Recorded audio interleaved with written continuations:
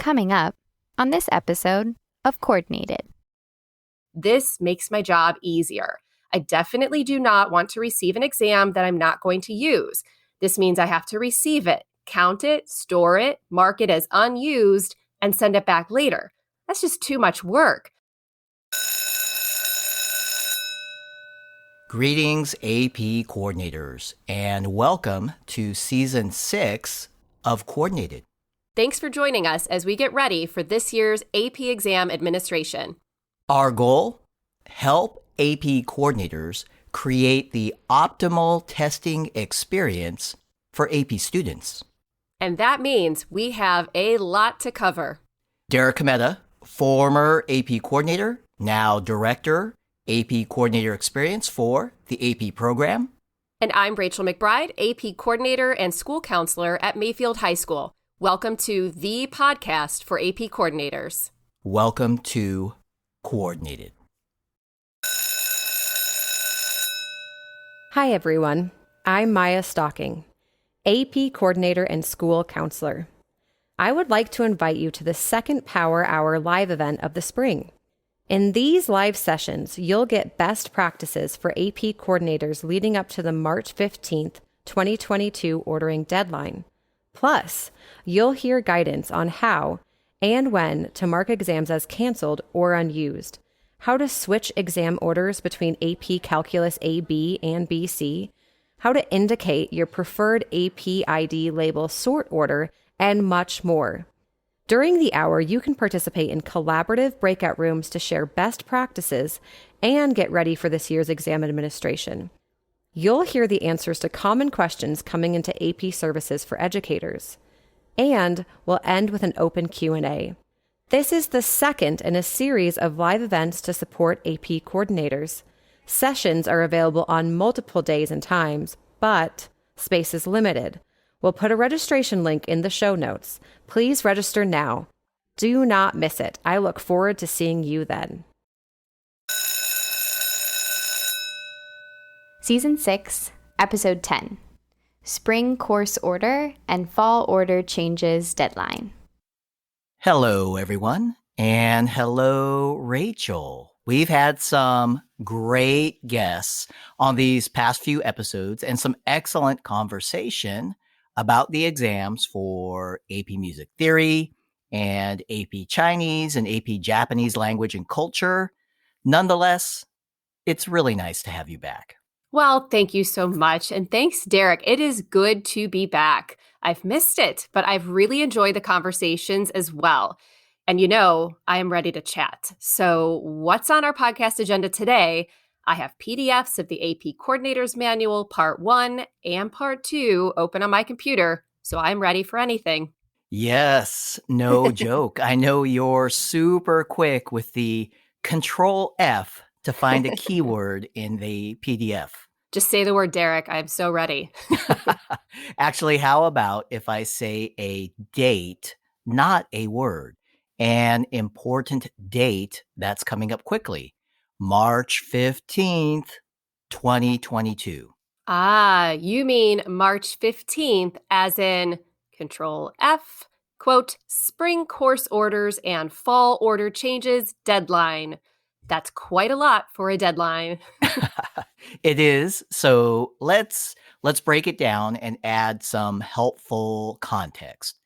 So March 15, 2022 at 11:59 p.m. is an important deadline. Again, that's 11:59 p.m. Eastern Time. That's an important deadline. It's the deadline to submit the exam order for all AP courses that begin after the November final ordering deadline. It's also the deadline to submit changes to orders submitted in the fall. So I like to think of March 15th as a quote unquote double deadline. The first part of the deadline is specific to exam orders for courses that start after the November 15th final ordering deadline. This includes second semester courses, trimester courses, and or some block schedule courses. March 15th is the last time we can order exams for those courses, period. Correct. And that's a really good point, one that we want to emphasize. After March 15th, 11:59 p.m. Eastern Time, schools will not be able to submit any new exam orders. Right. And the second part of that, quote, double deadline is specific to changes to our fall orders. By that, I mean the exams we ordered by November 15th, 2021. And changes could mean exam switches between AP Calculus AB and BC, or exam switches between AP Art and Design portfolio types.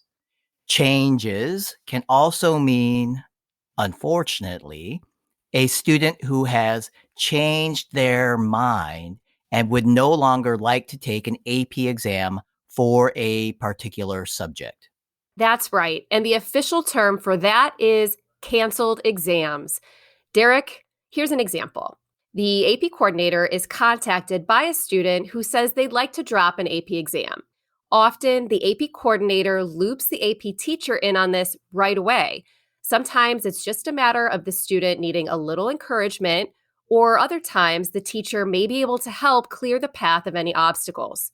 I personally think this is a great idea to do this, and especially this year when some students may be feeling a little more anxious than usual about their exams. I'm thinking about that new research we talked about last summer, that all students benefit from taking their exams, even students who score ones and twos. That's a good point, and we can put links in the show notes for anyone who's interested in sharing that research with their students or their teachers. But Rachel, sometimes AP coordinators have to cancel exams. What happens then? That's right. The AP Coordinator's Manual says schools are encouraged to submit any known cancellations by March 15th. Please see page 23 of the AP Coordinator's Manual, Part 1, to see if any canceled exam fees apply. For me, as the AP Coordinator, if everyone agrees that canceling the exam is the right thing to do, I do want to cancel it in AP registration and ordering by March 15th. This makes my job easier. I definitely do not want to receive an exam that I'm not going to use. This means I have to receive it, count it, store it, mark it as unused, and send it back later. That's just too much work. I'd rather not receive the exam in the first place. It's much less work for me to simply mark it as canceled by March 15th. Again, this ensures that the exam won't be shipped to me. Rachel, I am pretty sure much less work sounds good to everyone. Absolutely, yes. And speaking of much less work, there's something else that AP coordinators should be thinking about for March 15th that also has the benefit of much less work later on. Don't keep us hanging, Derek. Okay, I am talking about ordering alternate exams for late testing. That's right. If we already know a student needs to take an alternate exam on the late testing date, if we already have a quote unquote known conflict before March 15th, we can indicate this in AP registration and ordering by March 15th and save a little extra work for everyone, including ourselves. When we do this, we are only shipped the alternate exam for late testing. We are not shipped the regularly scheduled exam, often referred to as the standard exam. This is great because I'd have to track, store, and return the standard exam as unused. All that stuff we just talked about, that's the extra work I want to avoid. And a couple of the more common examples of known conflicts are students with two AP exams on the same date at the same time, and students who have a conflict with a state mandated assessment. And Derek, just so we don't create any undue anxiety, coordinators can order alternate exams for late testing after March 15th. That is possible. I mean, after all, we can't predict if a student is going to call out sick on exam day. I mean, we AP coordinators are good, but we're not that good. Right. After March 15th, schools cannot submit a new exam order. However, schools can still switch existing exam orders for students from regular to late testing if needed. The final deadlines to switch exam orders from regular to late testing are Friday, May 6th, 2022, for exams outside the United States, including U.S. territories and Canada, and Friday, May 13th, 2022, for exams in the United States. Please see the AP Coordinator's Manual, Part 1, page 29, for specific details on ordering exams for late testing for AP Environmental Science and AP Psychology. And hey, before we move on, I can think of a few other things to share that are related to March 15th. Bonus content. I like it. What's on your mind? Well, the first thought, consider sending a quick email to any homeschooled students that have tested at your school in the past.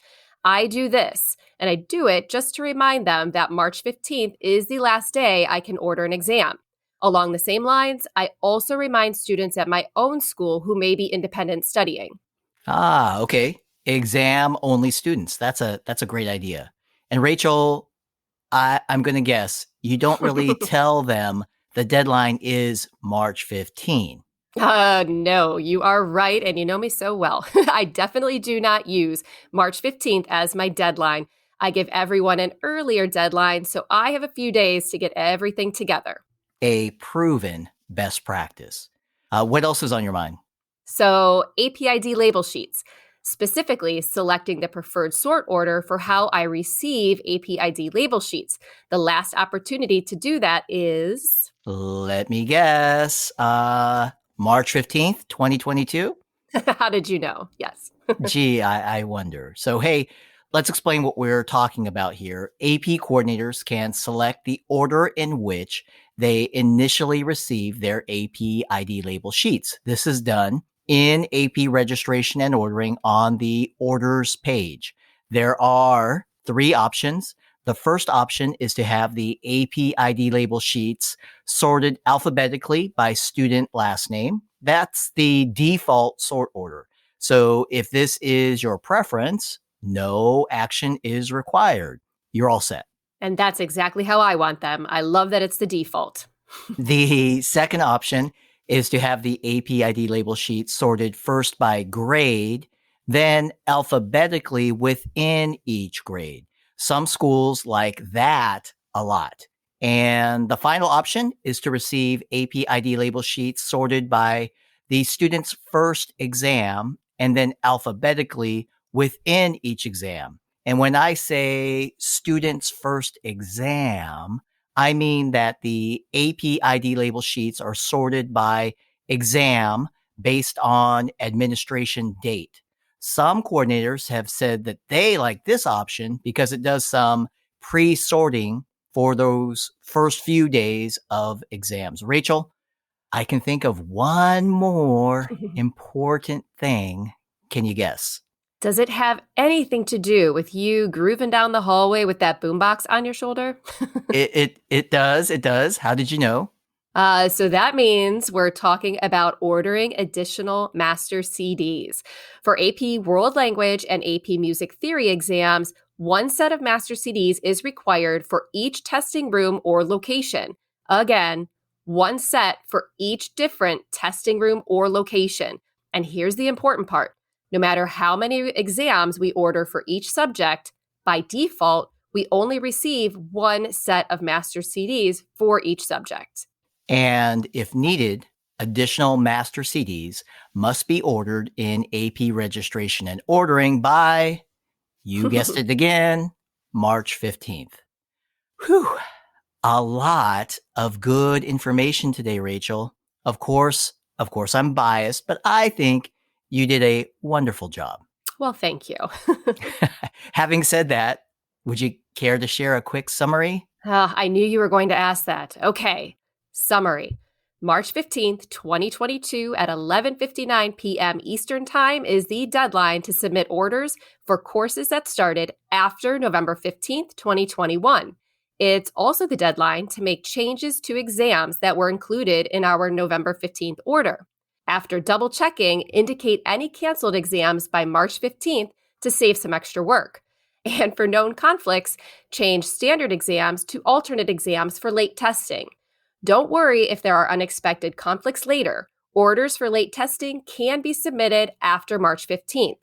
Organize exam-only orders in advance, indicate the preferred sort order of the APID label sheets, and order any additional master CDs. How did I do? Did I forget anything? I don't think so. I believe you captured it all. That was a great summary. So we probably could have just recorded that part and made this the shortest podcast episode ever. Right, but where's the fun in that, right? Very true, very true. Hey, on a serious note, one final thought. Please be sure to log in to AP registration and ordering on March 15th and confirm all updates have been submitted. That's right. No unsubmitted changes. Rachel, it's great to have you back, and thank you for the great conversation as well. And everyone, thanks again for being with us. We'll be back next week to talk in depth about late testing. It promises to be a gold medal conversation. Talk with you then.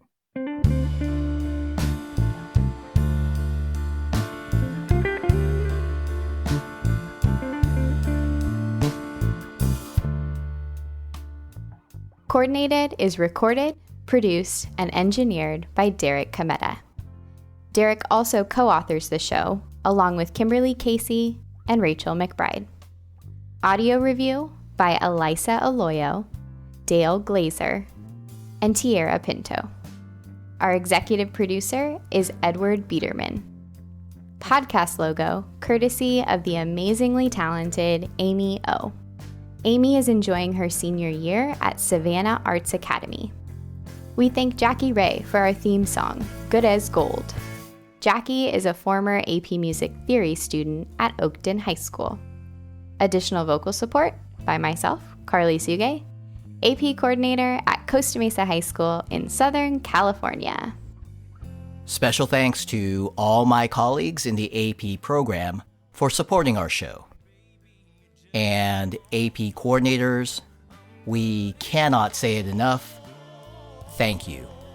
We appreciate you, and for all your support of AP students, you are truly good as gold.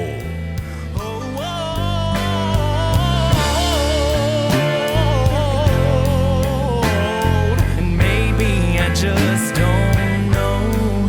I'll say it over and over and over again till I believe it's so.